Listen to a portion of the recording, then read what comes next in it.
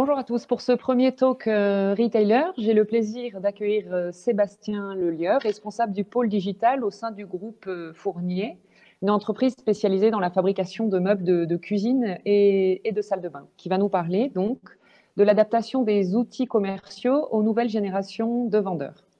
Je rappelle aux participants qu'ils pourront à la fin poser leurs questions à Monsieur Lelieur à la fin de sa présentation ou via le chat. Je relayerai ensuite ces questions à la fin de l'intervention. La parole est à vous, Monsieur Lelieur. Bonjour. Alors, je vais essayer cet exercice en visio et jamais très facile, donc je vais essayer de ne pas être trop mauvais. Donc, je vais partager mon écran.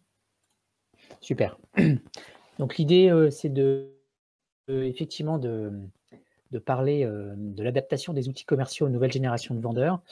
Alors, je vais sûrement enfoncer des portes ouvertes pour certains, mais je vais vraiment parler de notre retour d'expérience chez Fournier, sur ce sur quoi on travaille actuellement, dans cette vision, effectivement, une nouvelle génération de vendeurs qui est assez forte chez Fournier.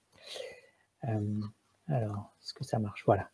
Déjà, juste rappel, vous l'avez dit en introduction, mais un rappel de qui est Fournier. Alors, c'est pas très connu, la marque Fournier Habitat, mais c'est un groupe familial, centenaire. On a la chance d'être situé entre lac et montagne en Haute-Savoie, entre Thônes et Annecy. On a trois métiers. On est à la fois fabricant, donc à la base on est industriel, on fabrique des meubles, et on est franchiseur, et on est aussi distributeur, puisqu'on a plus d'une centaine de magasins en succursale, dans trois univers: la cuisine, la salle de bain et l'agencement sur mesure. Fin 2019, on était quasiment 2000 salariés, avec un chiffre d'affaires de 400 millions d'euros en 2019. On a à peu près 500 magasins en tout, et sous les marques plus connues, effectivement, qui sont SoCook, Mobalpa et Perrenne, sachant que Mobalpa, c'est la marque historique du groupe, avec un positionnement SoCook entrée de gamme, Mobalpa milieu de gamme et Perrenne haut de gamme. Donc, notre métier, aujourd'hui, c'est de vendre effectivement des cuisines. 80%, c'est les cuisines, le reste étant partagé entre la salle de bain et l'agencement sur mesure. Chez nous, dans nos magasins, on a des jeunes vendeurs. Alors, l'âge moyen dépend de l'enseigne. Plus on va aller, en grosso modo, chez SoCook, c'est beaucoup plus jeune que chez Perrenne. Mais nos nouvelles recrues, les vendeurs qu'on recrute aujourd'hui, comme beaucoup de retailers, en tout cas, nous, dans notre métier, on recrute beaucoup de jeunes, des hors métiers, parce qu'il n'y a pas vraiment de formation pour devenir vendeur de cuisine. Et on a donc un âge moyen qui est assez bas, qui est autour de 25 ans. C'est, pour le coup, on est vraiment en plein, pour l'instant encore dans la génération Y, Z, mais on est vraiment dans cette génération qui sont digital native, mobile et finger-centric, et de plus en plus assisté, donc que ce soit avec Alexa ou Google Assistant. En tout cas, on est sur une génération qui a l'habitude de tout faire avec son téléphone, de tout faire avec ses pouces, qui a l'habitude que les choses soient faciles et soient facilement accessibles, et consomme ce média de manière assez. Et donc, ça, c'est bien compliqué dans notre métier de les mettre devant ces jeunes quand on les recrute et qu'on commence à les former. C'est très compliqué de l'application Windows, de conception 3D, comme vous pouvez voir là sur les captures d'écran, qui est issue de la CAO pour l'industrie. Hein. C'est des applications qui ont été au début des années 2000, voire même un petit peu avant, qui sont issues de la conception assistée par ordinateur. Alors, ces outils sont hyper performants, hein, puisque à partir de le vendeur pilote nos machines, hein, puisque c'est directement à partir de cet outil que sont envoyées les commandes qui derrière pilotent nos usines, puisque nous produisons à la contre-marque, nous ne faisons pas de stock, donc on produit vraiment la commande. Donc le système d'information lui-même est performant, mais par contre, il n'est pas. C'est sûr qu'un d'un point de vue ergonomique, d'un point de vue, on va dire, habitude de jeunes vendeurs, voilà, c'est compliqué pour eux, et ça se ressent dans les performances, ça se ressent dans la courbe d'apprentissage de nos outils. Et puis, voilà, c'est des outils type Windows où le clic droit, il est hyper important, où il y a des fonctionnalités dans tous les sens dont on se sert quasiment jamais. Enfin, en tout cas, il y a une partie dont on se sert peu. Donc, on a un vrai déficit à ce niveau-là. En tout cas, c'est des outils qui répondent parfaitement aux besoins métiers, mais qui sont de moins en moins adaptés à nos jeunes vendeurs qui, eux, sont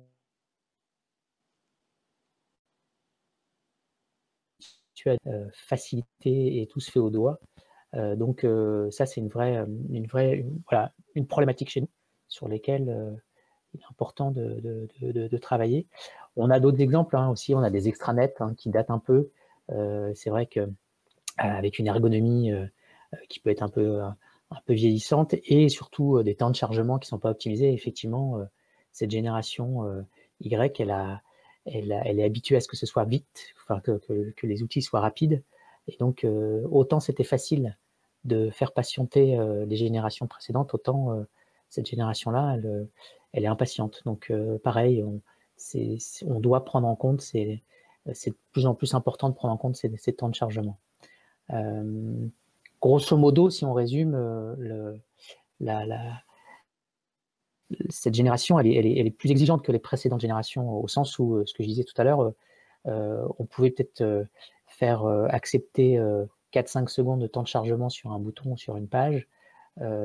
Avant, c'est de moins en moins le cas.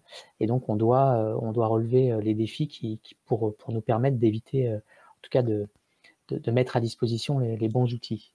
Donc, ce qu'ils veulent, on le résume assez facilement, et c'est dans tous les métiers, c'est qu'ils veulent des outils simples, rapides et sans bug. Parce que c'est pareil, ils sont plus exigeants, et autant on peut faire passer, quand on voit certains process dans les entreprises, certains outils dans les entreprises, les gens utilisent ce même outil depuis 10 ans qui est assez complexe, on se dit que les générations précédentes, on arrivait finalement à leur faire accepter pas mal de choses. Ce qui est beaucoup moins le cas aujourd'hui de nos jeunes vendeurs parce que justement, dans leurs habitudes au quotidien, ils acceptent rien du tout. Donc, on se doit, en tout cas, on doit pouvoir leur proposer des outils voilà, qui sont en corrélation avec leurs attentes. Et grosso modo, nous, ce qu'on a compris à travers ça, c'est que finalement, c'est fini la course à effréner aux fonctionnalités. Si on reprend les 20 dernières années, on a voulu développer des outils avec des fonctionnalités dans tous les sens, souvent potentiellement trustés par la technologie en elle-même, par l'outil lui-même, plus que par l'usage. Et aujourd'hui, je pense qu'on se le dit depuis des années, ça, c'est pas nouveau, mais il faut vraiment que ce qu'on produit finalement, ce qu'on essaie d'avoir en stratégie auprès des clients, on doit l'avoir aussi auprès de nos vendeurs. Il y a une vraie, on va dire, les besoins sont en train de fusionner entre le B2B et le B2C finalement, et tout doit être basé sur l'usage. Essayer de faire le plus simple possible en front, enfin simply in front et sophisticated in back. Grosso modo, voilà, il faut mettre le paquet sur tout ce qui va pouvoir aider nos vendeurs, mais il faut que ce soit simple dans le rendu et surtout pas lui proposer des fonctionnalités supplémentaires qu'il ne va pas utiliser. Donc on est vraiment sur cette, en tout cas chez nous, chez Fournier, on est sur ce besoin vraiment primaire de simplifier, d'amener de l'intelligence derrière dans le back-office, vraiment dans la partie qui n'est pas visible, pour simplifier vraiment au maximum ce que va utiliser au quotidien le vendeur. L'idée aussi qui est importante, c'est le peu d'attente, enfin le fait que les outils soient rapides.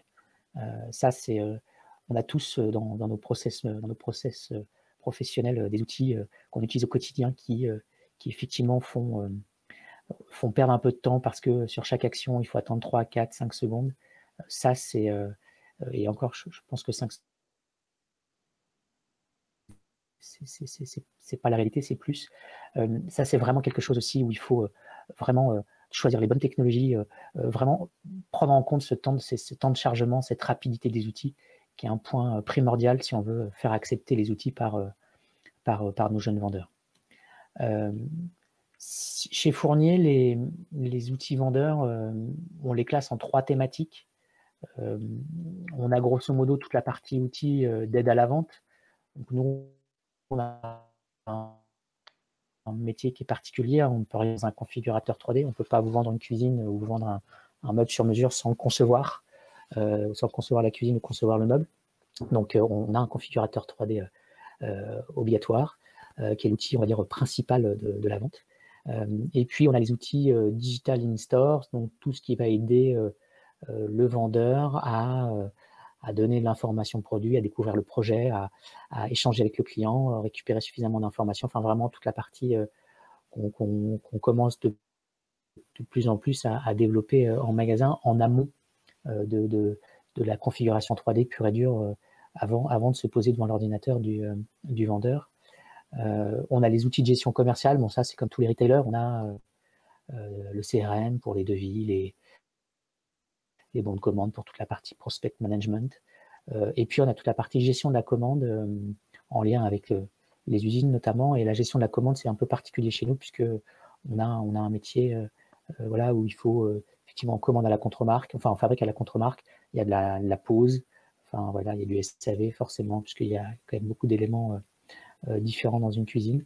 En tout cas, voilà, on a des outils un peu spécifiques sur cette partie-là.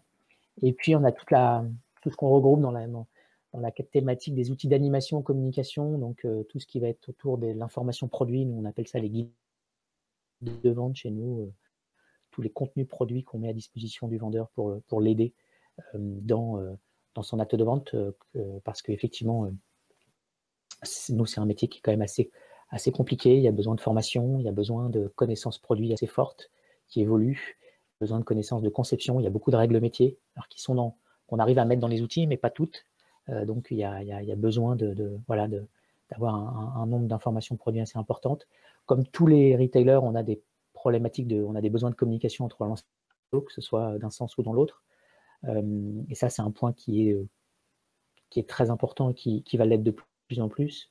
On a la notion de formation continue, tout ce qui va être e-learning, rapid learning, etc., qui sont des éléments importants pour nous aussi chez Fournier. Et puis, toute la partie les challenges commerciaux, enfin voilà, toute cette partie animation commerciale pour orienter sur la performance et en lien avec les plans d'action opérationnels commerciaux. En tout cas, voilà, on a ces 3 thématiques chez Fournier. Aujourd'hui, on a à travers ces 3 thématiques, on a priorisé, voilà, on a 2 enjeux prioritaires pour adapter les outils aux jeunes vendeurs. C'est les outils d'aide à la vente, donc vraiment tout ce qui va être tous les outils en contact direct avec le client. Puisque là, on rentre finalement, c'est un mix entre l'expérience client et ce que moi j'appelle chez nous l'expérience vendeur. Donc ça va être vraiment donc les configurateurs 3D, les outils digitaux en magasin. Tous ces outils-là, notre priorité, c'est de travailler à la simplification de ces outils et de manière un petit peu plus large à la digitalisation, au sens où aujourd'hui, c'est des outils informatiques. Il faut les passer, il faut qu'on ait des visions beaucoup plus digitales sur ces outils. Et puis, on a l'autre priorité pour nous, qui, je pense, on n'est pas les seuls à avoir ce besoin-là, c'est tous les outils d'animation communication qui permettent de faciliter la diffusion de l'information et la formation continue de nos vendeurs. Ça, aujourd'hui, on n'est pas forcément très bon sur la diffusion de l'information. J'expliquerai un petit peu plus de détails tout à l'heure, mais diffusion de l'information. Et surtout, on a des vrais enjeux, nous, sur la formation continue des vendeurs. Et donc, la manière dont on le fait, ils sont historiques et ils sont plus ou pas, enfin ils sont pas ou plus adaptés à nos vendeurs, en tout cas à nos populations de jeunes vendeurs. Et donc c'est ces 2 éléments-là qu'on priorise actuellement depuis plusieurs années maintenant chez Fournier. Alors, on n'a pas forcément tout aussi encore, mais voilà, c'est les deux enjeux. Et l'objectif, il est commun à ces deux enjeux, c'est la performance vendeur. Comme tout le monde, comme tout retailer, la performance vendeur, elle est importante. Chez nous, elle est encore plus importante parce qu'on considère que 50% de la vente, elle est dans les mains du vendeur, puisque c'est une vente avec conseil, c'est pas une vente, on va dire, en libre service dans le magasin. Donc, le vendeur, pour nous, il est primordial. Et là, du coup, la performance est importante. Et on a des disparités entre de performance vendeur assez fortes dans un même réseau, entre un jeune vendeur, un vendeur plus expérimenté. Voilà, on a des vraies différences de performance. Et donc, on a des besoins importants de mettre à disposition les bons outils pour augmenter cette performance. On a des vrais gains potentiels qui sont vraiment très intéressants d'un point de vue chiffre d'affaires derrière. Donc voilà, les deux enjeux, l'objectif, c'est la performance du vendeur. À travers ça, les dispositifs qu'on travaille aujourd'hui autour de ça, c'est dispositifs digitaux en magasin qui vont favoriser la vente en côte à côte, qui est cher à Régis Van Imst, qui est l'Observatoire connecté, qui, effectivement, on est en train de passer fortement aujourd'hui de la vente en face-à-face, classique en face-à-face, à la vente en côte à côte. C'est notamment fort chez nous, puisque, quelle que soit l'enseigne, on est vraiment... on est soit dans de la co-conception, soit dans de la co-découverte, on est vraiment dans le partage du projet avec le client. On l'écoute, l'écoute est très forte. On ne prend pas le stylo tout de suite pour faire la cuisine. On a un temps de découverte du projet assez important. Et donc, on est vraiment de plus en plus, effectivement, dans cette vente en côte à côte. Et donc, à travers ça, dans une de nos enseignes, actuellement, on a développé... alors, on est en phase d'expérimentation aujourd'hui, mais on développe des outils digitaux qui prennent en compte pour favoriser cette vente en côte à côte et qui ont été développés vraiment dans un objectif de performance vendeur, donc avec le plus de simplicité et d'efficacité possible. Au sens où, effectivement, c'est un dispositif qui intègre une application sur mesure, qui va être simple, qui va être rapide. On est sur une technologie PWA, donc Progressive Web App, qui permet des temps de chargement très importants, enfin en tout cas des gains de temps de chargement très importants et qui permettent justement une expérience vendeur et client très intéressante. Cette table tactile, elle est à la fois, comment dirais-je, elle est conduite, pilotée par le vendeur et aussi utilisée par le client. Donc il y a un vrai échange autour de cette table. Et vraiment, l'application, on l'a développée sur mesure. On n'est pas allé chercher une application sur étagère pour justement la rendre la plus ergonomique possible par rapport à l'usage réel du vendeur. Donc, chaque fonctionnalité a vraiment été développée avec la règle des 3 U, utile, utilisable, utilisé, vraiment pour que ce soit vraiment en lien très fort avec la méthode de vente chez SoCook. Et voilà, il n'y a pas une fonctionnalité qui a été développée qui ne sera pas utilisée. En tout cas, si c'est le cas, elle disparaîtra de l'application. L'objectif, c'est vraiment d'être le plus en lien possible avec l'usage réel du vendeur. On est sur des codes, on va dire, ergonomiques du web, donc du web, donc avec des choses assez simplifiées. Et puis le tactile, parce que effectivement, alors on peut voir qu'il y a un clavier. Le clavier, c'est plutôt pour le client pour qu'il puisse rentrer ses coordonnées plus facilement. Effectivement, sur le tactile, c'est pas si simple que ça de rentrer du texte, de taper du texte. Donc, mais c'est vraiment juste pour un écran au tout début. Sinon, tout se fait au doigt du client et du vendeur. Et alors, il y a un temps d'adaptation, bien sûr. Hein, il y a un peu de pratique à avoir, mais l'objectif, c'était voilà, d'être au plus proche des usages de nos vendeurs et puis aussi en même temps de nos clients. Donc ça, très clairement, c'est un projet qui avait vraiment pour objectif d'aider les jeunes vendeurs à la fois à appréhender plus facilement la méthode de vente et en même temps d'être proche de leurs habitudes. Et on a toutes les présentations qu'on a pu faire de ce projet auprès de nos vendeurs, on a eu des retours très, très, très intéressés. Et puis la phase d'expérimentation, le début de la phase d'expérimentation a permis de montrer des très bons premiers retours. Bon, avec le Covid, on a été obligé de retarder la phase d'expérimentation sur le premier semestre. Et là, comme tout le monde, on a été stoppé. Ça faisait une semaine qu'on avait lancé la phase d'expérimentation. Les premiers retours sont très positifs et on va continuer à ouvrir de nouveaux magasins, en tout cas à l'installer dans de nouveaux magasins dès la réouverture des magasins. Voilà. Donc ça, c'est typiquement un projet qui a été travaillé avec les vendeurs aussi. C'est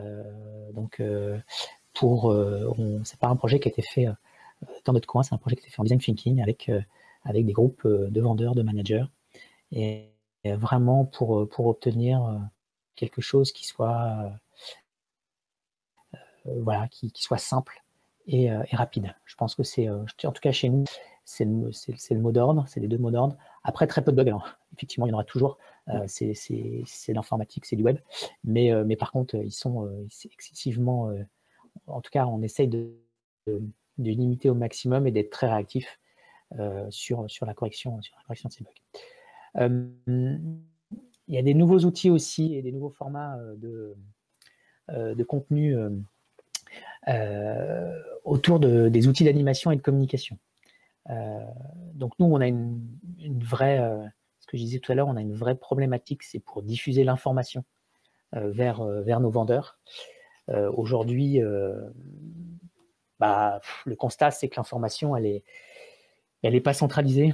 On a de l'information qui part sur l'extranet, on a l'information qui arrive sur l'extranet, qui est accessible sur l'extranet.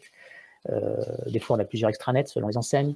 On a l'information qui arrive par des emails, à la fois des emails de services internes, des emails de l'enseigne, enfin de la tête d'enseigne, des emails de l'animateur commercial, des newsletters hebdomadaires, mensuels. Enfin, ça vient de l'information. Elle est vraiment, elle arrive de partout.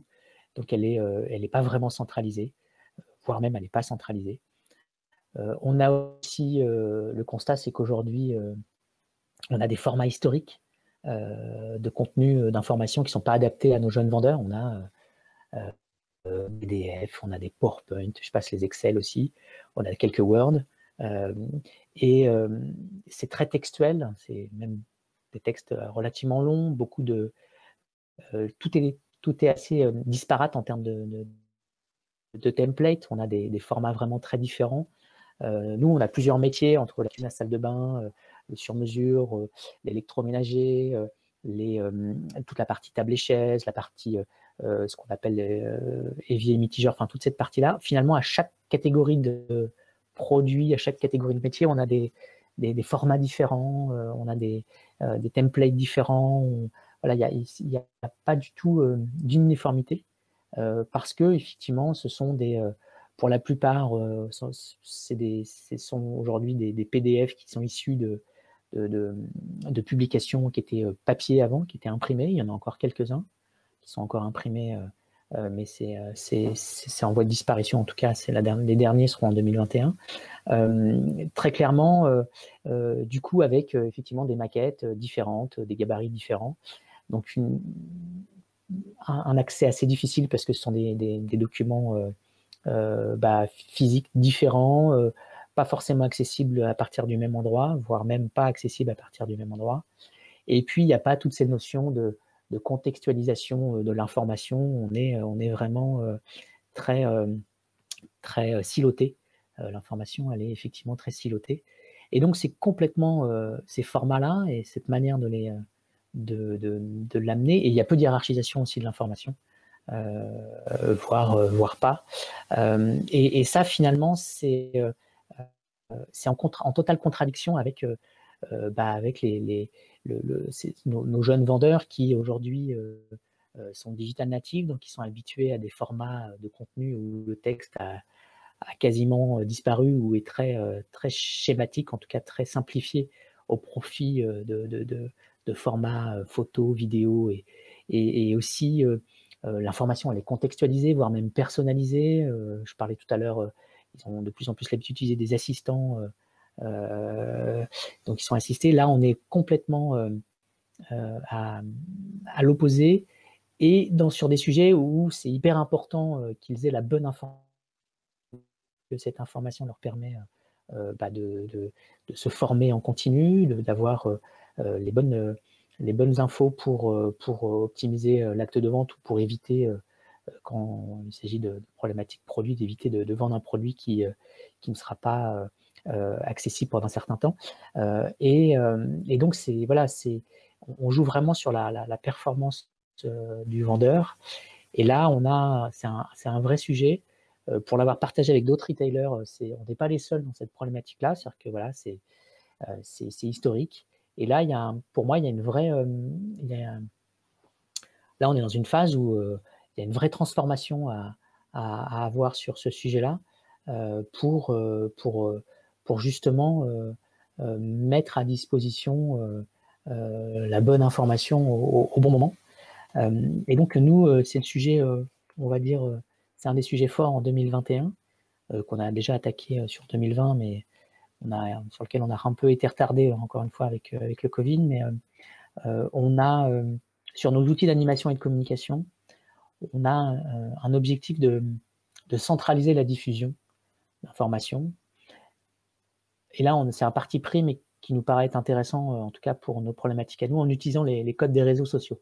C'est-à-dire essayer d'utiliser les feeds, les stories, les notions d'échange, les notions de partage. Alors, on n'arrivera peut-être pas à faire tout au début, mais l'idée, c'est vraiment d'utiliser des codes des réseaux sociaux qui sont rentrés dans les usages au quotidien et qui finalement permettent à la fois une hiérarchisation de l'information avec les stories et en même temps une information au fil de l'eau avec le feed qui, on va dire, qui est dans les habitudes et qui permet d'avoir une vision globale de toute l'information qui peut être à destination du vendeur. Et dans les feeds, il y a le côté personnalisation. Parce qu'effectivement, alors, ça va nous prendre un peu de temps, mais on aussi à faire en sorte que l'information elle soit le plus contextualisée possible et personnalisée en fonction du vendeur, de potentiellement ses performances, notamment sur des e-learning, des rapid learning, pousser le e-learning ou le rapid learning en fonction des performances du vendeur. Ça, c'est des objectifs à plutôt moyen terme qu'on veut mettre. Mais voilà, c'est des informations qui va vendre moins de typologie de produits, lui pousser des informations autour de cette typologie de produits. C'est des sujets à moyen long terme. Mais l'objectif, effectivement, c'est vraiment d'utiliser ces codes des réseaux sociaux qui nous paraissent être tout à fait adaptés à notre besoin. Et puis, il y a la notion aussi, alors c'est toujours un peu compliqué, mais la notion de cet échange entre les vendeurs ou partage qui peut se faire aujourd'hui sur les réseaux sociaux classiques entre magasins et entre vendeurs. Voir de quelle manière l'enseigne elle peut prendre un peu le lead sur ces sujets-là, enfin en tout cas peut centraliser ces éléments-là pour dans un objectif de partager les bonnes pratiques. Donc là on a des sujets assez intéressants sur ça. Et puis ça c'est bien d'avoir l'outil de diffusion d'informations, mais si on reste avec nos PDF et avec nos PowerPoint, on n'aura qu'une petite partie de la solution, on n'aura pas parce que ok, ils auront l'accès facilité à l'information, mais par contre, ça restera une information pas adaptée forcément à eux aujourd'hui. Et donc, on va prioriser chez Fournier dès 2021 et développer le format vidéo. On va internaliser un studio vidéo au sein du groupe Fournier en 2021, un studio vidéo de type Web TV pour permettre à la fois de tourner des interviews simples, des tutoriels, à la fois des webinars, des tables rondes autour de l'information produit, l'animation commerciale, aussi, c'est déjà le cas de la formation avec les formations en visio, mais vraiment prioriser peut-être remplacer les newsletters qu'on peut faire aujourd'hui par une vidéo type journal JT, enfin mini JT de la semaine. Voilà les news de la semaine chez Mobalpa, chez SoCook. C'est des sujets sur lesquels on va essayer de travailler. Et sur toute la partie information produit, on veut effectivement remplacer beaucoup de formats texte ou en tout cas texte-image par la vidéo. En tout cas, pas faire la vidéo pour la vidéo parce que des fois une image suffit, mais vraiment utiliser la vidéo pour amener de la valeur ajoutée et faciliter la compréhension et l'adoption du vendeur à l'information, avec un enjeu aussi sur la typologie de vidéo. Il faut que ce seront des vidéos qui devront être courtes, relativement rythmées, adaptées à nos jeunes vendeurs, notamment, alors je ne sais pas jusqu'où on ira, mais en tout cas en essayant d'utiliser au maximum les codes d'utilisation de la vidéo sur les réseaux sociaux aussi, en essayant de faire des vidéos effectivement assez vivantes et impactantes. Voilà. L'objectif, c'est surtout pas de prendre le contenu du PDF et de le pousser en vidéo, c'est surtout pas ça. Mais par contre, c'est d'utiliser ce média ce format qui est devenu incontournable et qui aujourd'hui, sait que on le voit dans les statistiques d'utilisation de certains de nos outils, que le contenu n'est pas lu le texte est très peu lu par nos vendeurs. Donc on se doit, on peut plus faire juste une doc technique comme on pouvait faire avant pour lui donner de l'information produit. On se doit de marketer cette information, de la pré-mâcher et d'utiliser effectivement un format vidéo qui va être tout à fait adapté à ça et plus rapide aussi pour ingurgiter toute l'information qu'on peut amener chaque semaine, ou en tout cas en continu auprès des vendeurs. Donc ça, voilà, ce sont l'objectif en 2021, c'est bien sûr de continuer sur nos outils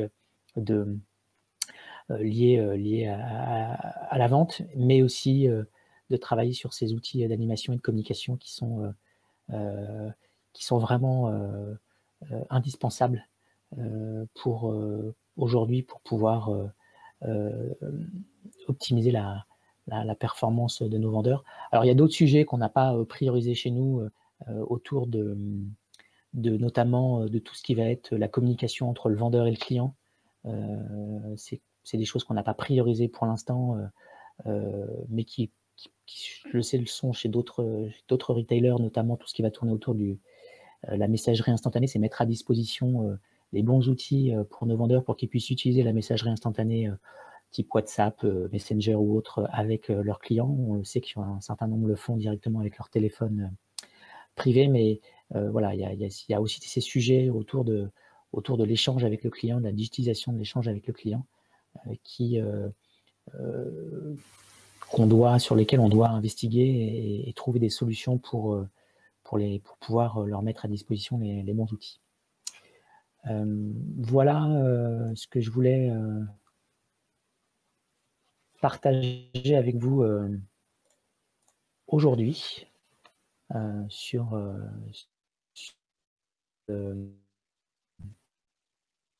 ce sujet autour des outils commerciaux adaptés aux jeunes vendeurs.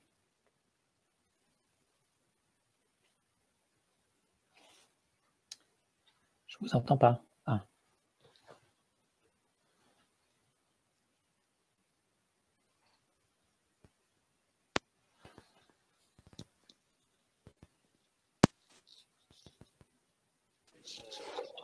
On entend des craquements. Des craquements, mais qu'est-ce qui se passe? C'est bon. C'est bon. C'est bon? Ok. Bon. Non, donc je lui disais merci pour cette intervention. Est-ce qu'il y a... Alors, je regarde si il y a des questions. Si des personnes qui ont assisté à cette présentation souhaitent poser des questions à Monsieur Lelieur. Sinon, moi, par rapport à votre intervention, donc j'ai bien noté que pour tout ce qui était, enfin, que vous alliez lancer un studio vidéo pour proposer des tutos à vos jeunes ou moins jeunes vendeurs. Mais aujourd'hui, quand ils sont recrutés, quand ils rejoignent vos équipes, de quelle formation est-ce qu'ils bénéficient? Alors, ils ont effectivement, il y a tout un parcours de formation assez conséquent. Il y a du e-learning donc à effectuer en magasin. Ensuite, il y a des formations chez nous à Thônes, en tout cas sur Annecy, avec à la fois des formations aux outils utilisés, aux différents outils, donc l'outil de configuration qui est assez complexe, les outils type ERP, CRM, et puis toute la méthode de vente, donc du sketching, toute la partie sketching est assez forte en formation. Alors ça va dépendre des enseignes, mais en moyenne, ça va jusqu'à deux semaines de formation en présentiel, alors qui sont effectuées en visio aujourd'hui, mais et du rapid learning, enfin du e-learning pour compléter ça. Donc ça, les formations, ce qu'on appelle les formations nouveaux vendeurs, j'ai envie de dire, ça fonctionne bien, on a des bons outils. Par contre, c'est toute la formation continue qui est... Parce que finalement, ces vendeurs, on les voit qu'une fois. Et quand ils arrivent, ils découvrent le métier. Donc, en quelques semaines, ils doivent découvrir le métier de vente de la cuisine qui n'est pas simple. Et en plus, avec des outils qui sont effectivement pas simples. Et derrière, il y a le produit très important dans la conception de la cuisine. Et il y a beaucoup de nouveautés produits chaque année. Et là, on leur pousse de l'information, souvent en congrès annuel lors d'un séminaire. Et puis après, on leur envoie des bribes d'informations au fur et à mesure de l'année. Et c'est là où on a des gros progrès à faire parce que l'information, elle arrive dans tous les sens. Et on pense que la vidéo est le bon format. Et aussi pour permettre, je pense qu'elle est dans les deux sens, parce que les formats finalement actuels, historiques, ils prennent beaucoup de temps à produire chez nous. Ça prend du temps à produire. Finalement, une vidéo, interviewer un chef de produit qui va faire à l'oral ce qu'il aurait mis peut-être 2-3 heures à faire en PowerPoint, ça fait gagner du temps. Et de toute façon, comme c'est de l'information qui est finalement à durée de vie limitée, c'est de la vidéo, ce que j'appelle moi Kleenex. Hein. Alors les tutos, c'est peut-être un peu différent, mais sinon c'est de la vidéo Kleenex. Et on est tout à fait aujourd'hui avec les outils les outils simplifiés de production de la vidéo, on est tout à fait en capacité de le faire en interne. Et si on ne le fait pas en interne, on n'y arrive pas, parce que ça coûte trop cher à externaliser. Et ça demande du scénario, ça demande du temps, ça demande trop de temps. Donc là, c'est l'agilité. En internalisant, ça nous permet d'être super agile. D'accord. Et au niveau de... Donc, vous disiez à juste titre que ces jeunes vendeurs arrivent, ont 15 jours de formation et après, ils sont confrontés avec le client. En cas de questions plus ou moins urgentes, qu'est-ce qu'ils ont comme outil en interne pour avoir accès à des réponses rapides? Alors, ils n'ont pas d'outils en interne pour avoir accès à des réponses rapides aujourd'hui. Ils ont leur manager, ils ont leur animateur commercial. Et c'est centralisé, en général, c'est centralisé par ces échelons-là. Il n'y a pas aujourd'hui, justement, potentiellement d'outils de partage sur lequel un vendeur pourrait poser une question à l'ensemble de la communauté des vendeurs, par exemple. C'est des sujets sur lesquels on a travaillé par le passé, on n'a pas abouti. Je pense qu'il y a aussi une crainte c'est pas simple pour les directions commerciales des enseignes d'ouvrir entre guillemets une boîte à l'échange comme ça entre vendeurs. Il y a toujours un peu de crainte, mais je pense que c'est des choses, en tout cas, c'est des choses qui reviennent de plus en plus chaque année. Donc on finira par aller sur ces réseaux sociaux. Enfin, c'est pas un réseau social interne, mais c'est plus effectivement un outil de chat interne. Un outil de chat interne, une FAQ interne à la fois à la demande, mais aussi en live. Effectivement, on ira vers ça, c'est obligatoire. D'accord, très bien. Écoutez, je vous remercie pour votre intervention. Merci. Alors, moi, je ne vois pas de questions sur le chat. Est-ce qu'il y a des participants qui souhaiteraient poser des questions?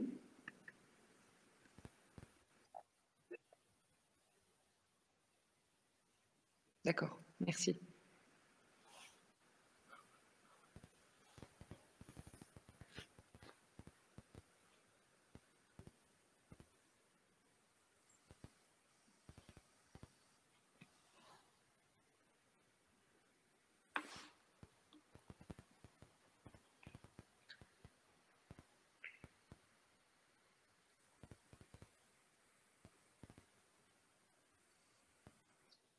Ok. Bon, pas de questions. Merci beaucoup pour votre présentation. Je vous donne rendez-vous à 11h40 pour le deuxième talk retailer où nous accueillerons Hervé Olienne, directeur commercial chez Ubaldi. À tout à l'heure. Merci. Au revoir. Au revoir.